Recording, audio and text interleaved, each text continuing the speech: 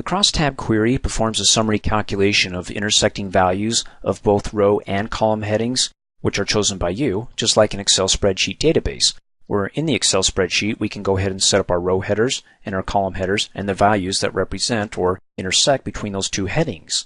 But the operative word in the Crosstab query is that we want to summarize. Just as we went over in the previous training video about criteria groups, how we want to be able to group the fields together and summarize those fields that contain values. Well, that's one way that you can go ahead and summarize. Here's another. And for example, in my query here, Q1 sales, which by the way you can base your Crosstab query upon another query or a table. And here I've got the transaction date, the criteria set up to include only those products that were purchased in the first quarter of 2008. So what I want to do is I want to create a Crosstab query that will be able to summarize all those products by month, because here it's separated out by transaction date.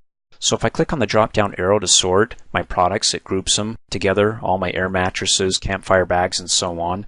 And so looking at this, see if this makes sense, I'll have my row headers as category and product, and then my column header as the date, and then the value between those two is the sale. And I want to be able to set the date up to group it by month, so all the air mattress products that were purchased in January, which by the way is one, would group it by month. January would be $675. And then for February, it would take all these and summarize it up and say, okay, for February, the total that was sold for air mattresses will be whatever that adds up to be.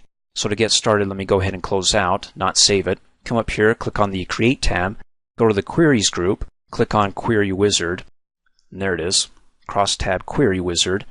And it says this wizard creates a Crosstab query that displays data in a compact spreadsheet-like format. And you can see up above the little preview of that spreadsheet format. All the cells that you see that are shaded are your row headers, and then up above your column headers, and then the intersecting values between those two headings. Let's go ahead and click OK.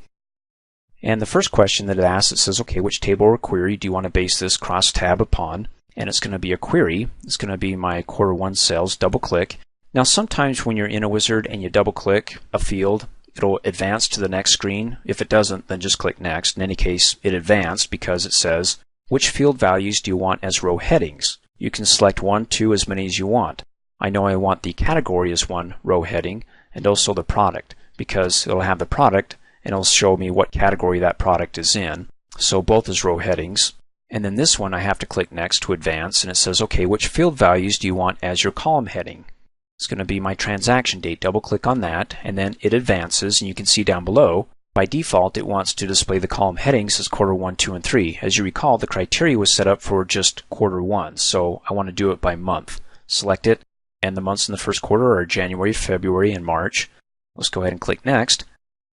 And then it says, okay, the details between these fields, the row headings and the column heading here, the transaction date, is going to be the average of the sale. I don't want it to be the average, that's the default, so we'll do sum of the sale, click next. And then of course, what do you want to name your query?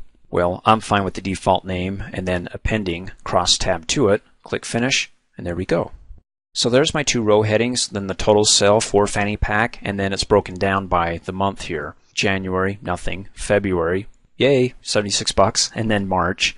Now, if I want to go ahead and remove the extra columns here, the months that aren't included in the first quarter, let's go ahead and right-click and go to the Design view, bring up the Property sheet by right-clicking in the blank area up above, click on Properties, and the Property sheet for the entire query shows us over here the column headings, January, February, March. Just go ahead and right-click in there, zoom, and then go ahead and let's delete everything up until, well, just after March. Hit the backspace key, click Okie dokie.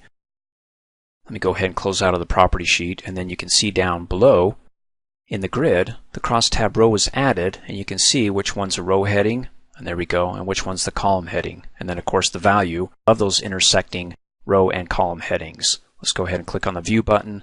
There we go, cleaner. Gives me just those first 3 months. And then of course if you like the total sale over at the end of it, because it makes sense to me to go ahead and see these months and then get the total at the end instead of at the beginning, just go ahead and click on the column header there, and then click and drag again after it's been selected to move it over to the right hand side. So there we go, that looks better. Thanks for watching. Hey, as a quick reminder, if you like my video, please give it a thumbs up. You can also click on me and subscribe to my channel to get notified of the latest videos. And for great specials on my products, please see the description below this video.